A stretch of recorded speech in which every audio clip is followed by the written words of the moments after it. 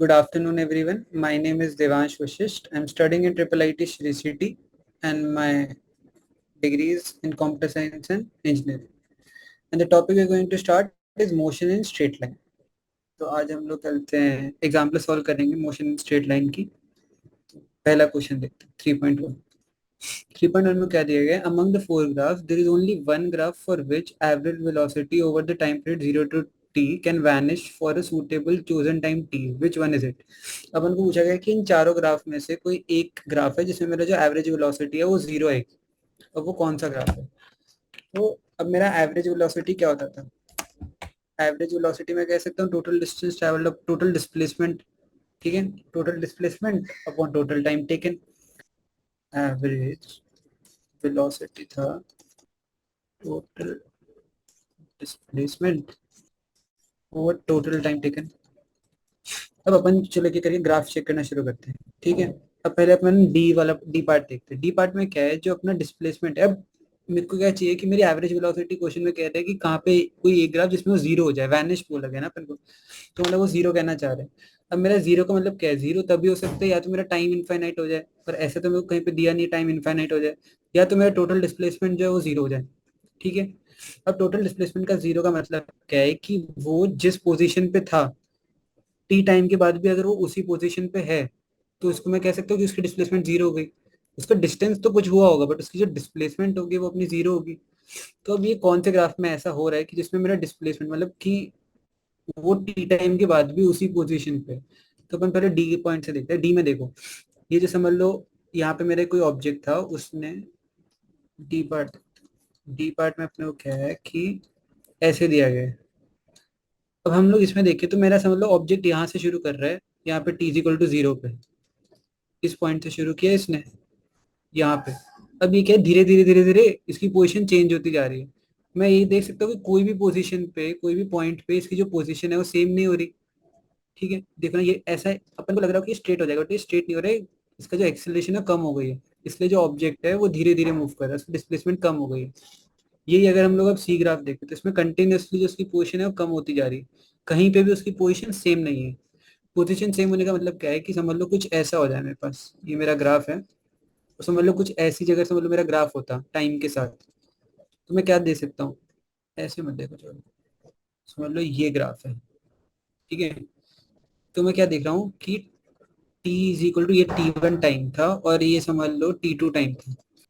मेरे को क्या पता है ये पॉइंट और ये पॉइंट पे मेरा जो पोजीशन है एक्स, समझ लो ये पोजीशन यहाँ पे x1 है। मैं क्या देख सकता हूँ, दो टाइम पे मेरी डिस्प्लेसमेंट सेम आ रही है।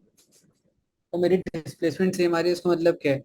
अगर डिस्प्लेसमेंट सेम आ गई तो मतलब उस total T two minus T one time में वो ऑब्जेक्ट मूव ही नहीं करा, क्योंकि जितनी उसकी डिस्प्लेसमेंट पहले थी उतनी उसकी डिस्प्लेसमेंट बाद में भी है।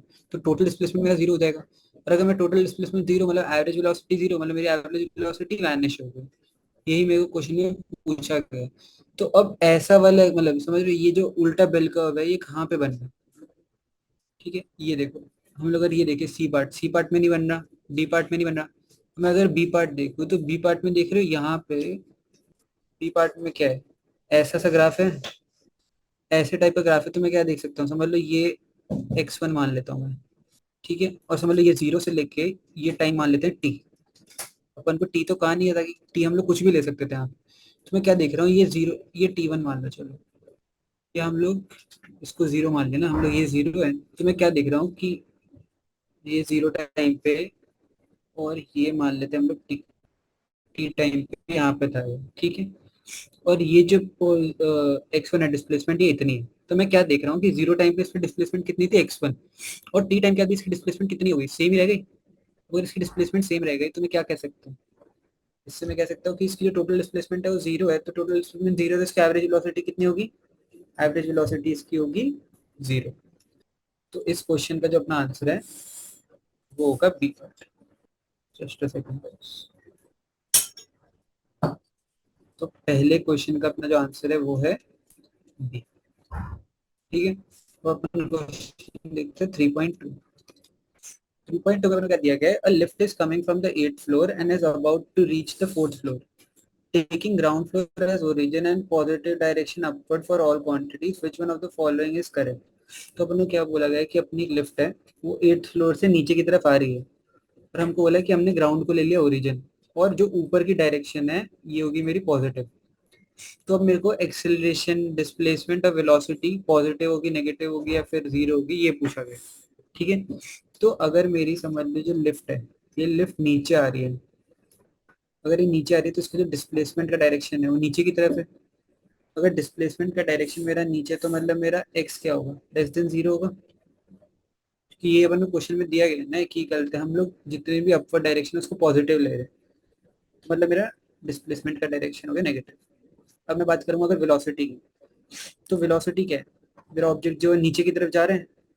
अगर मेरा ऑब्जेक्ट नीचे की तरफ जा रहा है तो इसका मतलब क्या है, इसका मतलब ये है कि जो मेरी वेलोसिटी है वो नीचे की तरफ है, और वेलोसिटी की डायरेक्शन अगर नीचे है तो मतलब v लेस देन जीरो। अभी जो एक्सेलरेशन वाला पार्ट है ना, ये थोड़ा इंपॉर्टेंट है, ध्यान से देखना। वो क्या पूछा गया कि एक्सेलरेशन की डायरेक्शन क्या होगी। अब हम लोग नॉर्मली क्या सोचेगा कोई बंदा कि समझ लो ये लिफ्ट है और ये लिफ्ट नीचे जा रही है, तो मतलब इसकी एक्सेलरेशन नीचे की तरफ होगी ऑब्वियसली, सब मान के चलते हैं ग्रेविटी लग रही है इस पे। बट ऐसा नहीं है, असली में हो क्या रहा है कि लिफ्ट नीचे जा रही है। समझ लो अगर लिफ्ट होती है और मैंने ऐसे हवा में से छोड़ दी लिफ्ट, तो खुद नीचे चली जाती लिफ्ट, उस पर जी एक्सेलरेशन लग रहा है। बट यहाँ पे क्या हो रहा है, वो 8th फ्लोर से शुरू हुई और वो 4th फ्लोर पे जाके रुक गई। मतलब उसकी जो वेलोसिटी थी वो नेचुरली तो बढ़नी चाहिए थी, ठीक है, बट उसकी वेलोसिटी क्या हुई, कम हुई आगे जाते जाते, इसलिए तो यहाँ पे जाके रुक पाई 4th फ्लोर पे। और अगर मतलब मेरे डिक्री जो कल वेलोसिटी की वो है वैल्यू वो कम हो रही थी और वेलोसिटी की डायरेक्शन इधर है, अगर मेरे को वेलोसिटी की वैल्यू कम करनी है तो मेरा एक्सेलरेशन किधर लग रहा होगा, ऊपर की तरफ लग रहा होगा। ठीक है, तभी तो कल मेरा वो कम होगा। ऐसा हर बार नहीं होता कि समझ लो मेरा एक्सेलरेशन इस डायरेक्शन में है। समझ लो ये एक बॉडी है और मैं कह रहा हूँ इस पे एक्सेलरेशन इस डायरेक्शन में, इसका मतलब ये नहीं कि ये बॉडी इधर की तरफ मूव ही कर रही होगी। क्या पता है ये बॉडी इधर की तरफ पहले से मूव कर रही है और हमने इधर की तरफ एक्सेलरेशन लगा लिया। तो क्या होगा कि बॉडी की जो वेलोसिटी है धीरे धीरे जीरो हो जाएगी, फिर वो बॉडी इधर की तरफ मूव करेगी। ऐसा हो रहा है।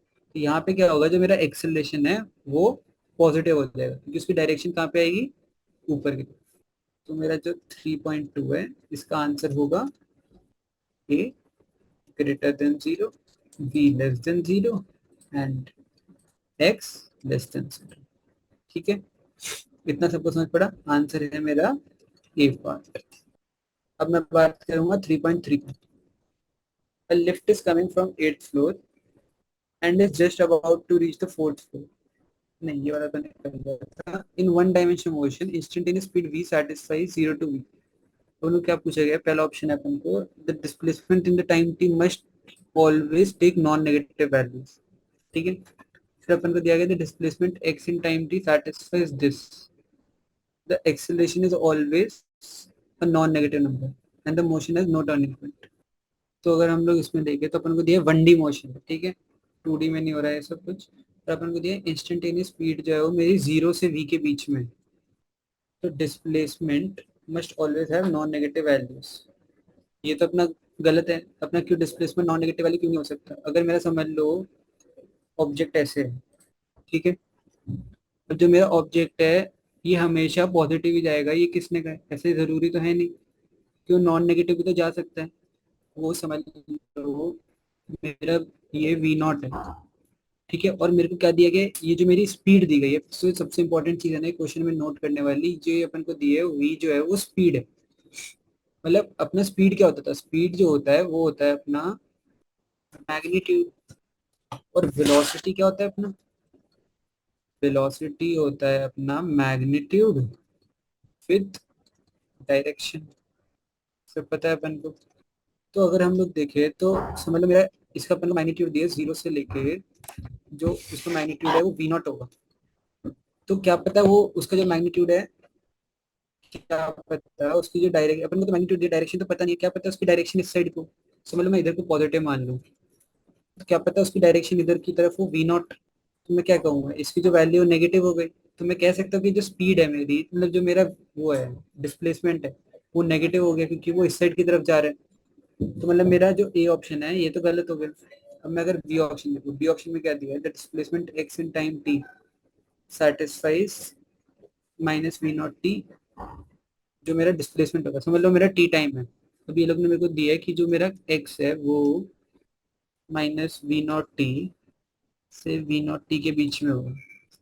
ठीक है, तो मेरे को क्या पता है कि अगर मेरा गलते जो इसका जो मैक्सिमम एक्सेलरेशन मेरे गलते हैं वो था, स्पीड थी, वो कितनी थी, वी नॉट थी। अब वो इस साइड को भी वी नॉट हो सकती है, इस डायरेक्शन में भी वी नॉट हो सकती है। तो टी टाइम में मेरी मैक्सिमम स्पीड के साथ डिस्प्लेसमेंट कितना होगा, या तो वी नॉट टी होगा, मतलब समझ लो ना उसकी मैक्सिमम स्पीड कितनी हो सकती थी, वी नॉट हो सकती थी। तो अगर मेरे को मैक्सिमम कितना डिस्प्लेसमेंट होगा टी टाइम में, वो कितना होगा, वी नॉट टी। और यही मैं अगर इस डायरेक्शन में देखूँ तो इस डायरेक्शन में भी कितना होगा, वी नॉट टी। बट मेरे को पता है अगर मैंने डायरेक्शन इस साइड लिया तो उसको मैं क्या करूँगा, माइनस वी नॉट टी, और इसको प्लस वी नॉट। तो मेरा जो मैक्सिमम डिस्प्लेसमेंट है, मतलब जो मेरा डिस्प्लेसमेंट है वो किन दो उसके बीच में रहेगा, माइनस वी नॉट टी से लेके प्लस वी नॉट टी।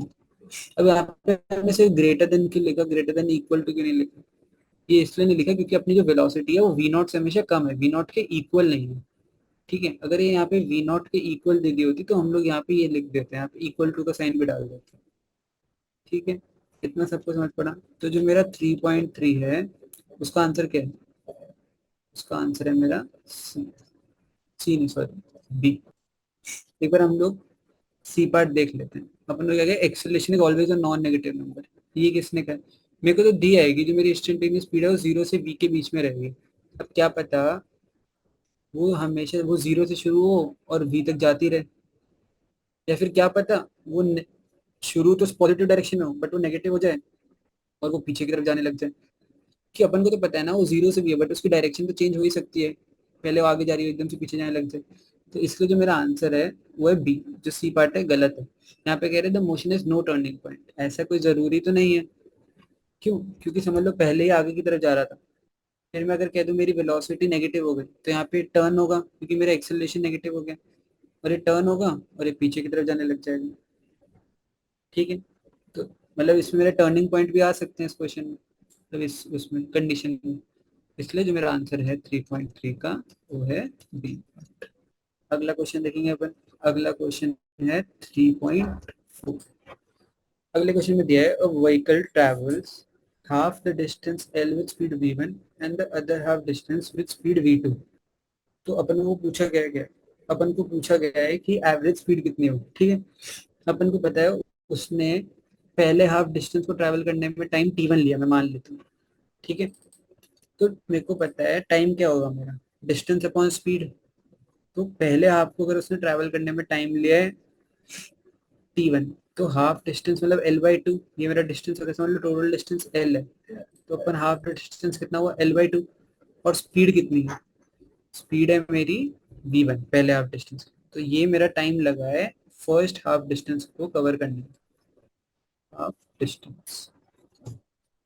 ठीक है, अब मेरे को अगर ये लोग कहें कि मेरा सेकेंड हाफ डिस्टेंस ट्रैवल करने में कितना टाइम लगेगा, तो वो कितना होगा l/2 × v2।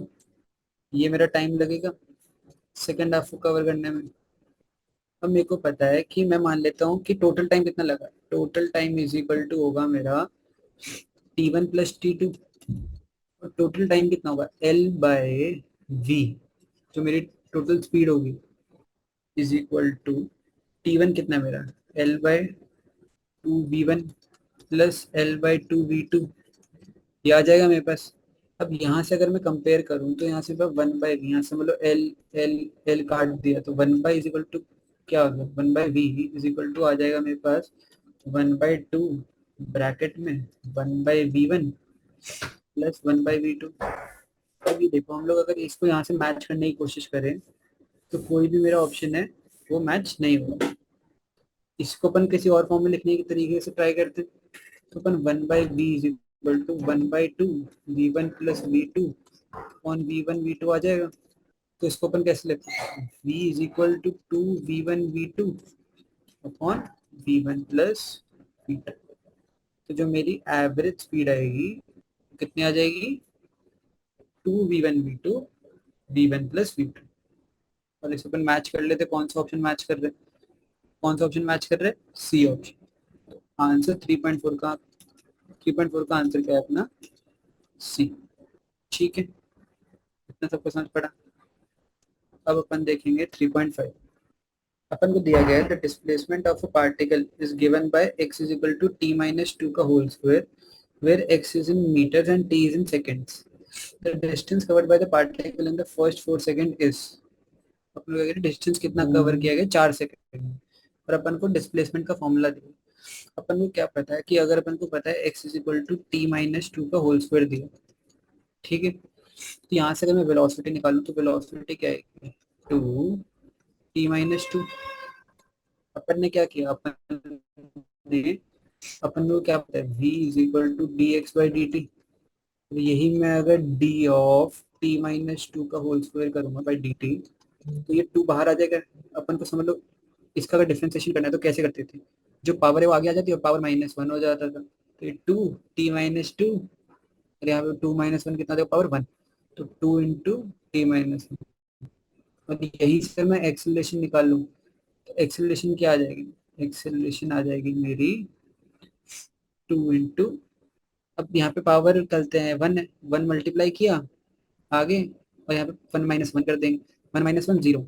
तो यहाँ पे क्या होगा, two into T minus to की पावर जीरो। तो मेरा यहाँ से एक्सेलरेशन कितना आ गया, एक्सेलरेशन आ गया मेरा टू।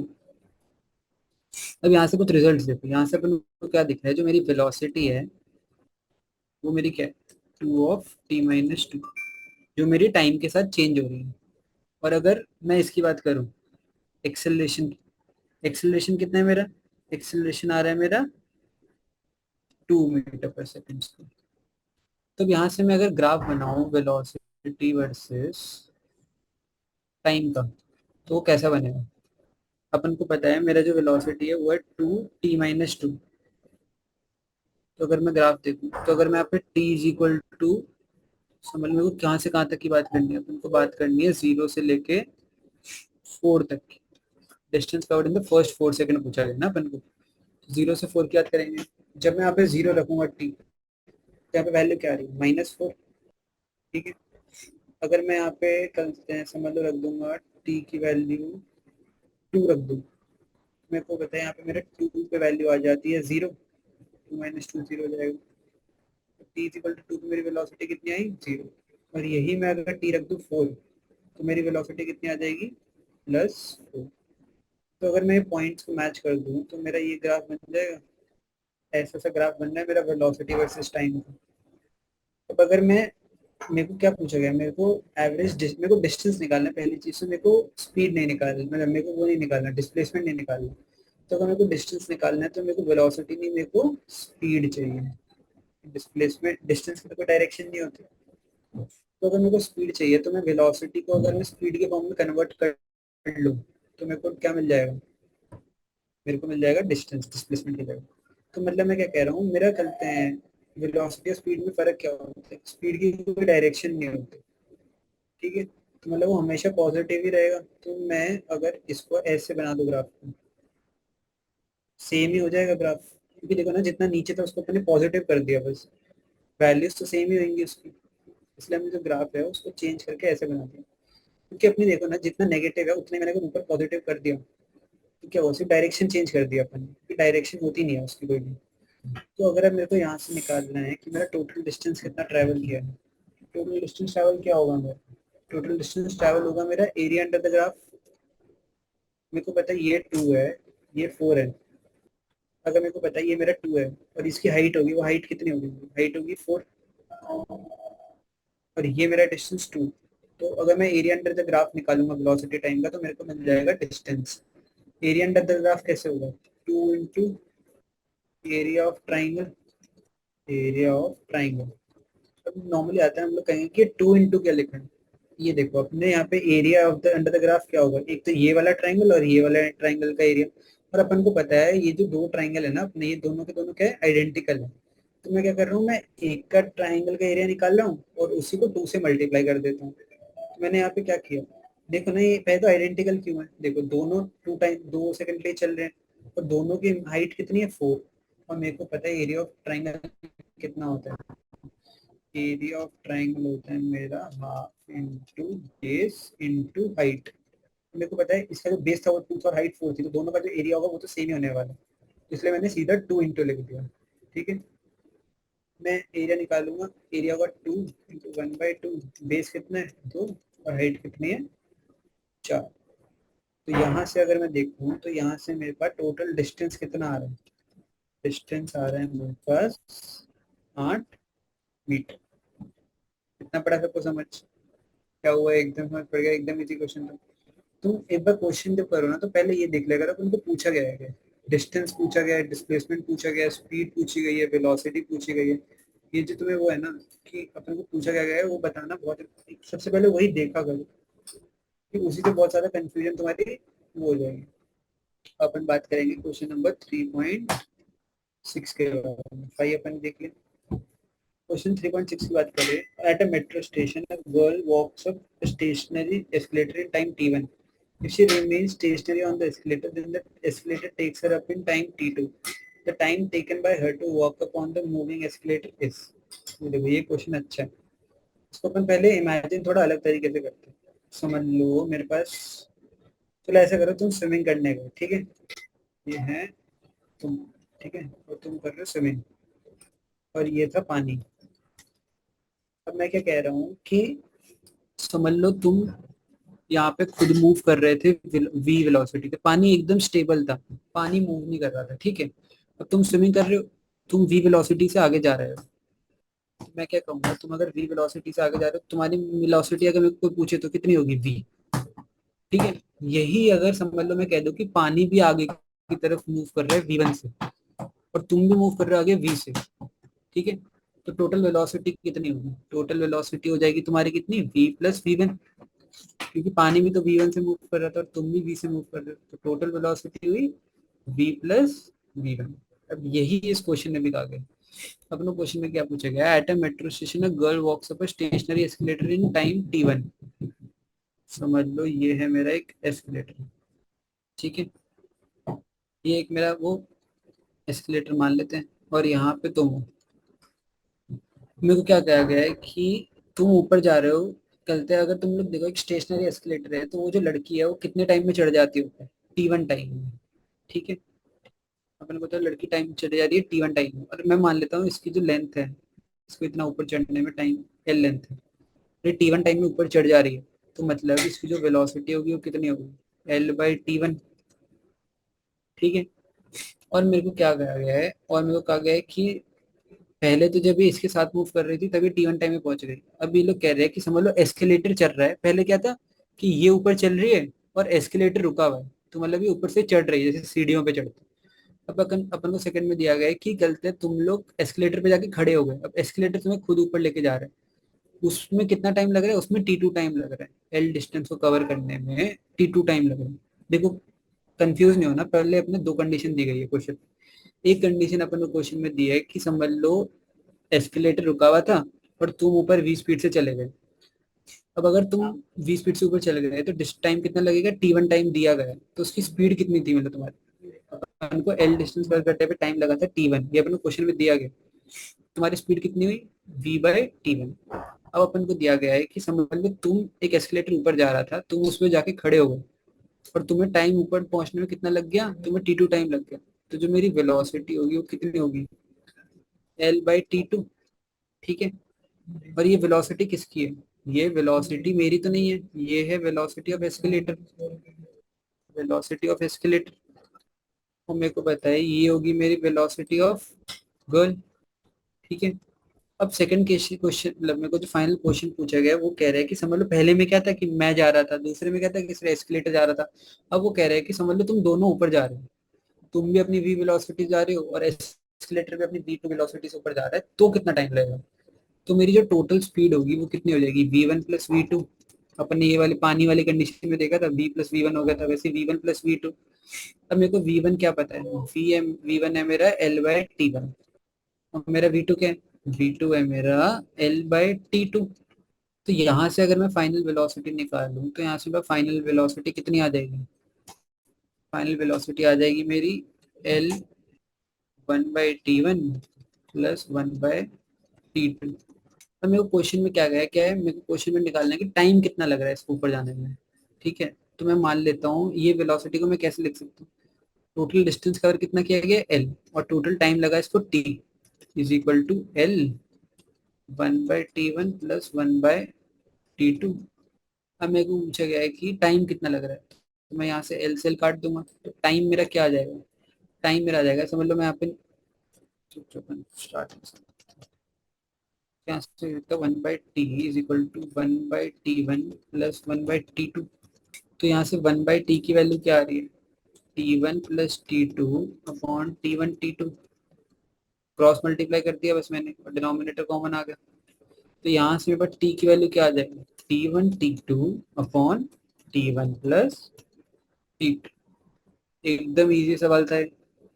इसमें क्या करना है, याद रखने की हम लोग तरीका क्या सॉल्व करने का, ठीक है। हमको मेन कॉन्सेप्ट जो है ना मेरा वो उसका था कि हमने v1 प्लस v2 किया, ठीक है। तो आंसर क्या है मेरा 3.6 का, आंसर है मेरा सी पार्ट। अब मेरा 3.7 देखते हैं। 3.7 में अपन को दिया गया है कि the variation of quantity A with quantity B plotted in figure 3.2 describes the motion of a particle in a straight line. अपने को क्या दिया गया, the variation of quantity A and quantity B plotted in figure 3.2 describe the motion of particle in a straight line. Quantity b may represent time. Quantity a is a velocity if motion is uniform. Quantity a is displacement if motion is uniform.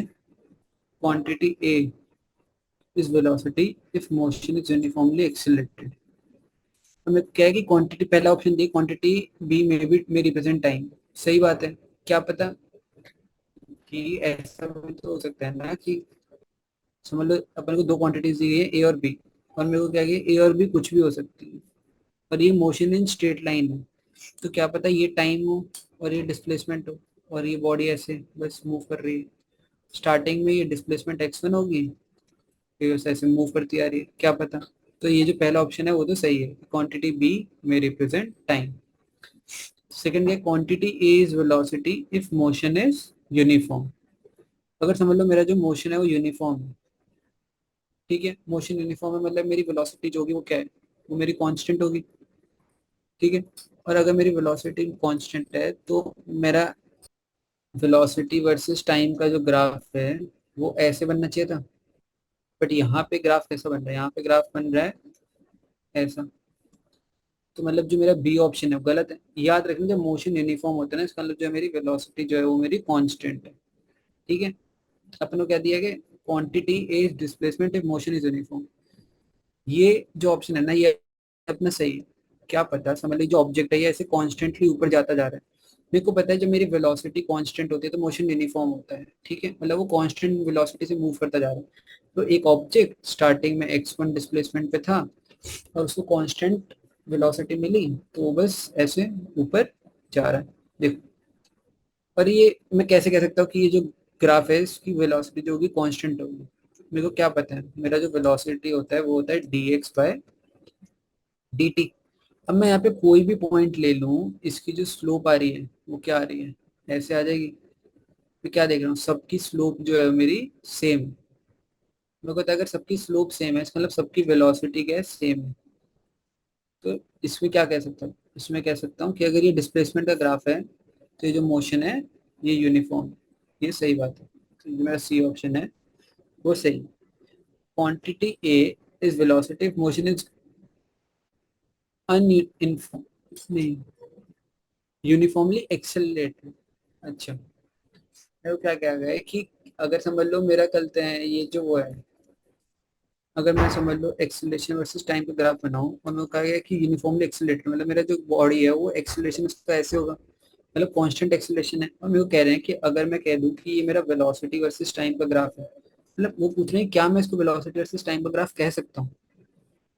तो यहाँ पे जो इसका answer है ना वो है yes, मैं इसको ऐसा वेलोसिटी वर्सेस टाइम कह सकता हूँ। क्यों, क्योंकि अगर मैं इस ऑब्जेक्ट के कोई भी पॉइंट पे, क्या पता है एक्सेलरेशन मेरे को पता है dv/dt होता है, ठीक है। मतलब मैं वेलोसिटी टाइप ग्राफ का कहीं भी पॉइंट पे अगर मैं स्लोप निकालूंगा तो उसको मैं एक्सेलरेशन इंस्टेंटेनियस, ठीक है। तो मैं समझ लो इस पॉइंट पे निकालूं, इस पॉइंट पे निकालूं, इस पॉइंट पे स्लोप निकालूं, सब पे क्या है स्लोप सेम आ रही है, और सब पे स्लोप समझ लो ये स्लोप है, देखो सब पे एंगल सेम बनेगा मेरा। तो मैं क्या कह सकता हूँ, मतलब मेरा ये वेलोसिटी अगर ऐसे एकदम कांस्टेंट ऊपर जा रही है तो इससे मैं कह सकता हूँ जो मेरा एक्सेलरेशन है वो हमेशा सेम आ रहा है, क्योंकि मेरा जो स्लोप है वो हमेशा सेम है और एक्सेलरेशन मेरा स्लोप ही होता है, तो वेलोसिटी टाइम। ये याद रखना दो चीजें कि मेरा जो वेलोसिटी होती है वो होती है मेरी slope of displacement time graph, और जो मेरा एक्सेलरेशन होता है वो मेरा slope of velocity time graph.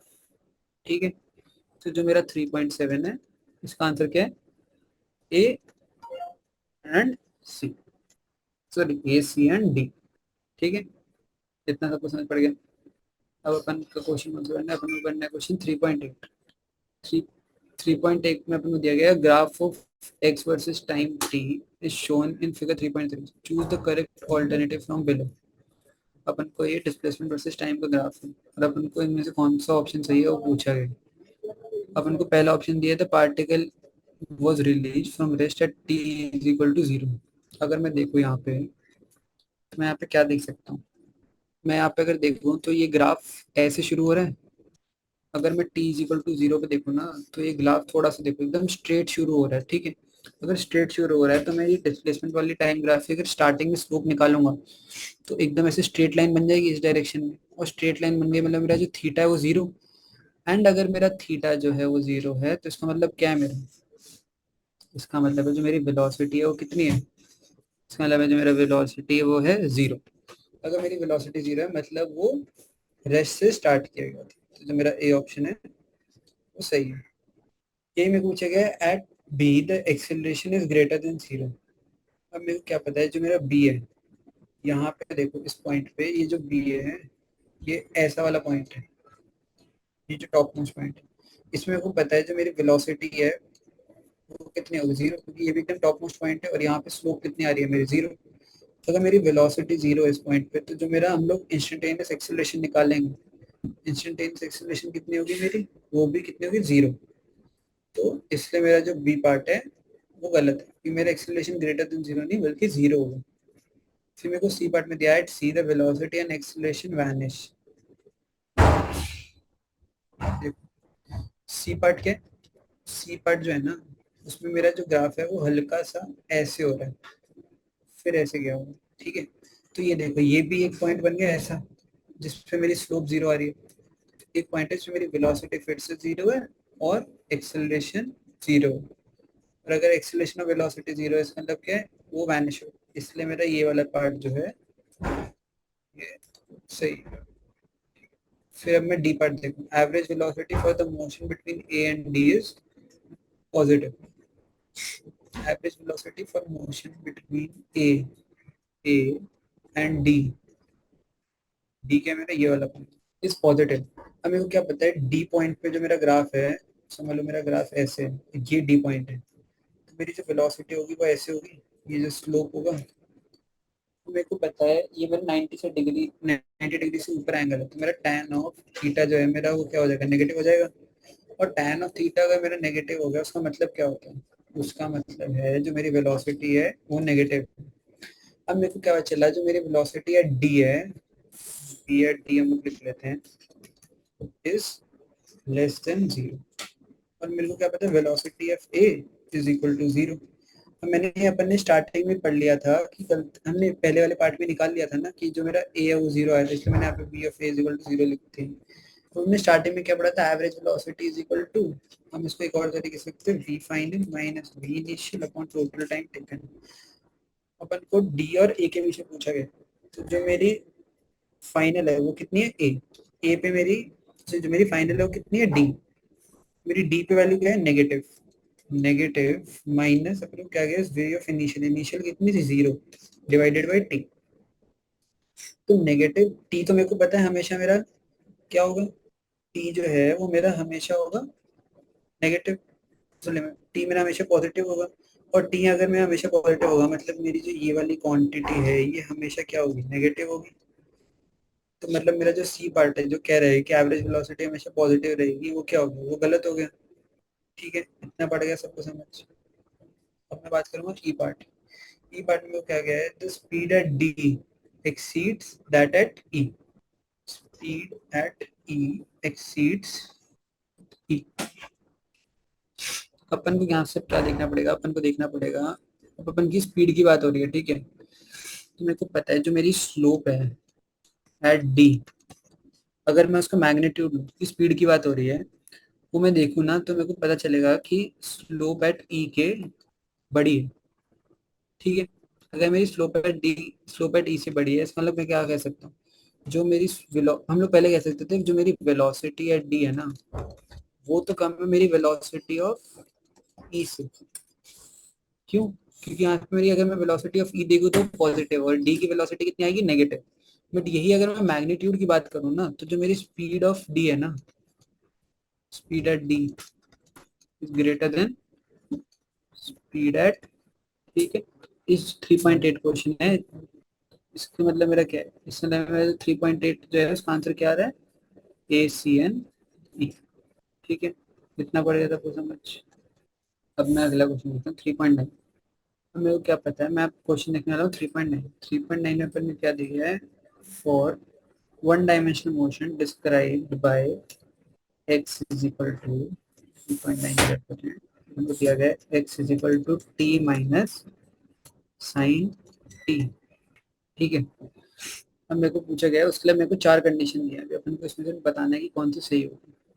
मेरे को पूछा गया है कि x T is greater than zero for all T greater than zero. अब समझ लो, मैं मान के चलो कि, समझ लो मेरा जो ग्राफ है, ऐसे बनता है मेरा ग्राफ, और जो मेरा एक्स इज इक्वल टू, ये जो था मेरा साइन टी का ग्राफ, और जो मेरा x is equal to t है उसका ग्राफ अच्छे से बना लेते हैं। टी का जो ग्राफ है ना, वो मेरा बनता है ऐसे, और जो मेरा x is equal to sine t है ना, उसका ग्राफ मेरा बनता है ऐसे। अब मेरे को क्या कह रहे हैं, अगर मेरा जो टी है वो ग्रेटर देन जीरो है, उस पे वो लोग कह रहे हैं कि जो मेरा एक्स ऑफ टी है वो हमेशा ग्रेटर देन जीरो है। तो इस कंडीशन के लिए क्या है, मैं एक बार ग्राफ चेक करूंगा। ग्राफ में क्या देख रहा हूँ, t is equal to t greater than zero पे मेरे को एक्स टी जो है ना, वो मेरा टी है, वो है मेरा, जो मेरा एक्स ऑफ टी है ना, वो है मेरा ये, मतलब टी माइनस साइन टी। अब अगर मेरा जो टी है वो साइन टी से छोटा हो जाए तो मेरा एक्स टी नेगेटिव हो जाएगा। बट अगर मैं ये वाला ग्राफ देखूं, इस वाले ग्राफ में वो क्या चल रहा है, जो मेरा टी है वो हमेशा साइन टी से बड़ा रह रहा है for T greater than zero. तो इससे क्या कह सकते हैं, जो मेरा पहला पार्ट है वो सही बता रहा है, कि ये वाले ग्राफ से हमको क्या दिख जाता है, कि हमारा जो टी है वो साइन टी वाले ग्राफ से हमेशा ऊपर है। अब सेकंड क्वेश्चन क्या है कि we T is greater than zero for all T greater than zero. अगर मैं वी टू निकालूं, तो जो मेरा वी टी है वो क्या होता है, वी टी हो जाएगा मेरा वन माइनस कॉस टी। ठीक है, और वन माइनस कॉस टी हो गया अगर, तो जो मैं यहाँ से ग्राफ बनाऊंगा, ये तो आगे समझ लो मेरा उसका, और कॉस टी का ग्राफ क्या है, ऐसे बनेगा। अब मैं क्या देख रहा हूँ, जो मेरा जीरो से लेके टी वन टाइम है, उसमें जो मेरा ये कॉस टी वाला ग्राफ है उसकी वैल्यू बड़ी है मेरी, नहीं, ये सॉरी हमने गलत बना दिया ये। यहाँ पे अपन को टी का ग्राफ नहीं बनाना था, मैं पहले सिर्फ इसका ग्राफ बना लेता हूँ। ठीक है, मेरे को ने कहा गया है कि जो मेरा करते हैं वी टी है वो हमेशा ग्रेटर देन जीरो रहेगा पर all are greater than zero. तो यहाँ से अगर मैं, तो अपन सोच लेते हैं अपन क्या कर सकते हैं इसमें। समझ लो ये मेरा वन है, ये मेरे को पता है ये होता है मेरा वन, ठीक है, ये है मेरा वेलोसिटी। ठीक है, हमें वो क्या पता है, जो मेरा स्टार्ट होगा t is equal to zero, t is equal to zero पे इसकी वैल्यू कितनी हो जाएगी, वी टी की वैल्यू जीरो। तो जो मेरा वी टी है उसकी वैल्यू क्या है, उसकी वैल्यू हमेशा जीरो से लेके इसकी मतलब मिनिमम वैल्यू कितनी आ सकती है, -1।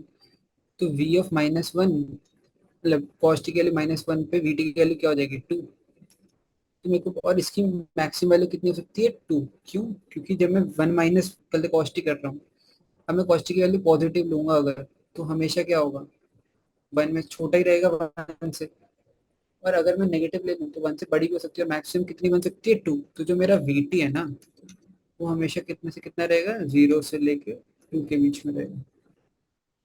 इसलिए जो मेरा बी पार्ट है ना, वो वाला पार्ट सही है। तो यहाँ पे मैं टी इक्वल टू जीरो की बात नहीं कर रहा हूँ, इसलिए जो मेरा जीरो है ना, ये ऐसे होगा। ठीक है, अब मैं बात करता हूँ सी पार्ट की। सी पार्ट में मेरे को क्या गया, मैं वेलोसिटी आ गया था वन माइनस कॉस टी। अब मैं अगर एक्सेलरेशन निकाल लूँ, एक्सेलरेशन कितना आ रहा है मेरा, एक्सेलरेशन आ जाता है मेरा माइनस ऑफ साइन टी। अब अगर ये आ गया मेरा माइनस और साइन टी, तो मेरे को क्या पता है? मेरे को पता है कि जो मेरा ग्राफ है एक्सेलेरेशन का, वो ऐसा बन जाएगा। और मेरे को इन लोगों ने कहा गया है कि acceleration is greater than zero for all T greater than zero, but ऐसा तो नहीं है। देखना, एक्सेलेरेशन पॉजिटिव हुआ, नेगेटिव हुआ, पॉजिटिव हुआ, नेगेटिव हुआ, चेंज होता जा रहा है। इसलिए जो मेरा एक्सेलेरेशन की वैल्यू चेंज होती जा रही है, तो मतलब मेरा एक्सेलेरेशन हमेशा ग्रेटर देन जीरो नहीं है। इसलिए जो मेरा सी पार्ट है वो गलत है। ठीक है। अब मैं अगर बात करूँ डी पार्ट, मेरे को डी पार्ट में क्या गया, v t lies between zero and two. जो ये वाली कंडीशन है ना, ये अपने अभी यहाँ पे प्रूफ करी थी। ये देखो, v t lies between zero and two. इसलिए जो मेरा ये डी पार्ट है ना, ये मेरा डी पार्ट सही है। ठीक है। अब मैं क्वेश्चन देखूंगा 3.10। 3.10 में क्या दिया गया है कि मेरा समझ लो ये एक स्प्रिंग है।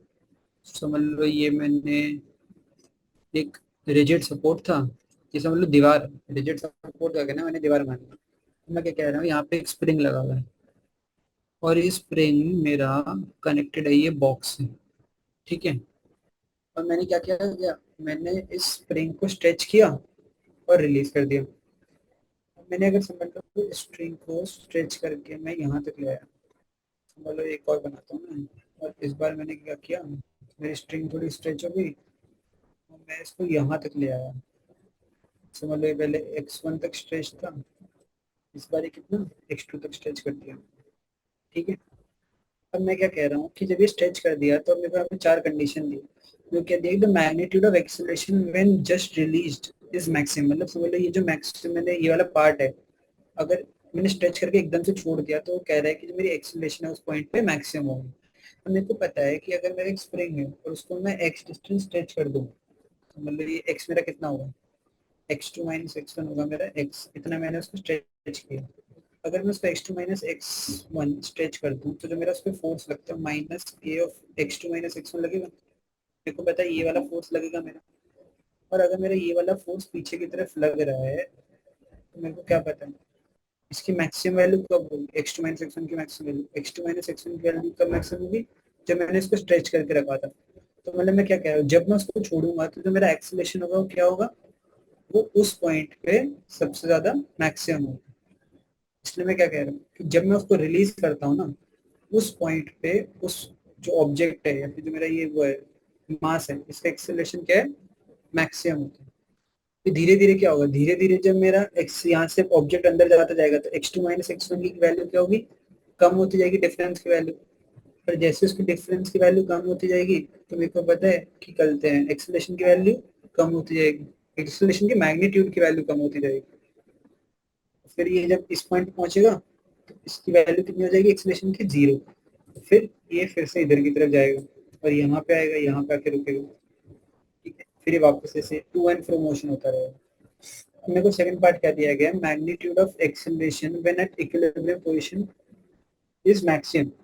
ये तो मेरा गलत हो जाएगा, मैंने क्या पढ़ा कि यहाँ पे जब मेरा इक्विलिब्रियम पे आएगा, यहाँ पे इस पोजीशन पे, इक्विलिब्रियम वाले पोजीशन पे क्या हो रहा है, इक्विलिब्रियम वाले पोजीशन पे क्या हो रहा है मेरा, पोजीशन पे मेरा जो चलता है एक्सेलरेशन है वो जीरो हो जा रहा है।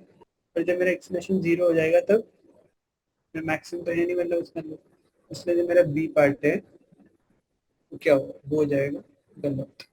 अब बात करूँ अगर सी पार्ट, सी पार्ट में मेरे को दिया गया speed is maximum when the mass is at equilibrium position. तो ये यहाँ पे इक्विलिब्रियम में आ जाएगा तो इसकी जो स्पीड होगी वो मैक्सिमम हो जाएगी। अब ये लोग ये ऐसा क्यों कह रहे हैं, समझ लो मेरा यहाँ से एक्सेलरेशन ए से शुरू हुआ। ठीक है। ये ऑब्जेक्ट जब यहाँ पे अपन ने छोड़ा था तब इसकी वेलोसिटी कितनी थी, जीरो थी। हमने इसे ऐसे पकड़ा हुआ था, इसको छोड़ दिया तो उसकी जो वेलोसिटी थी वो जीरो थी। ठीक है। अब ये इसकी एक्सेलरेशन ए थी तो इसकी धीरे धीरे वेलोसिटी बढ़ती जाएगी। अपन को फॉर्मूला पता है v equal to u plus a t. अब धीरे धीरे एक्सेलरेशन, इस पे ए लग रहा था, एक्सेलरेशन की वैल्यू चेंज हो रही है, मैं मान लेते हैं एक्सेलरेशन कांस्टेंट है, तो इस पे ए इंटू टी टाइम तक लग रहा होगा, यहाँ तक जब तक आएगा इतना टाइम, मतलब यहाँ से यहाँ तक आने में टाइम टी लगा, तो इसकी velocity v equal to a t हो जाएगी। ये इस पॉइंट पे जब भी आएगा इक्विलिब्रियम वाली कंडीशन में, तब इस पे टी1 फोर्स मतलब ए टी1 जो होगी इसकी वेलोसिटी हो जाएगी। उसके बाद क्या होगा, उसके बाद ये इस साइड की तरफ मूव कर जाएगा क्योंकि वेलोसिटी तो अभी भी है, तो ये इधर की तरफ मूव करेगा, अंदर की तरफ मूव कर जाएगा। पर ये बना के देखते हैं, बना के समझा देते हैं क्या बोलना चाह रहा है। समझ लो ये आ गया मेरा इक्विलिब्रियम पे। ठीक है, अब मैं क्या कह रहा हूँ, समझ लो जब ये इक्विलिब्रियम पे आया तब भी इस पे वेलोसिटी तो है ही, v equal to a t one. मैं कह रहा हूँ जब ये, अब ऐसा तो है नहीं कि इक्विलिब्रियम पे आके रुक जाएगा, ये अंदर की तरफ अब बंद हो जाएगा, कंप्रेस हो जाएगा। तो ये इतना कंप्रेस हो गया, तो मतलब ये एक्स डिस्टेंस कंप्रेस हो गया, तो अभी फिर से इसके ऊपर फोर्स लगेगा के एक्स वन, के एक्स। मैं क्या कह रहा हूँ कि जब ये इक्विलिब्रियम वाली कंडीशन पे आया तो मैं क्या नोटिस कर पा रहा हूँ, इसकी वेलोसिटी मैक्सिमम थी। उसके बाद क्या हुआ, जैसे ही अंदर की तरफ थोड़ा सा भी कंप्रेस होगा ना, तो इसके ऊपर बाहर की तरफ एक फोर्स क्या लग जाएगा, के एक्स। ठीक है, और जैसे इसके ऊपर बाहर की तरफ फोर्स लगा के एक्स, तो इसकी वेलोसिटी क्या होने लग जाएगी, धीरे धीरे कम होने लग जाएगी। और जैसे इसकी वेलोसिटी कम होती जाएगी तो मतलब मेरे को क्या समझ पड़ जाएगा, इससे कि जो मेरी स्पीड जो थी वो मैक्सिमम कब आ रही थी, स्पीड मेरी मैक्सिमम आ रही थी इक्विलिब्रियम पोजीशन।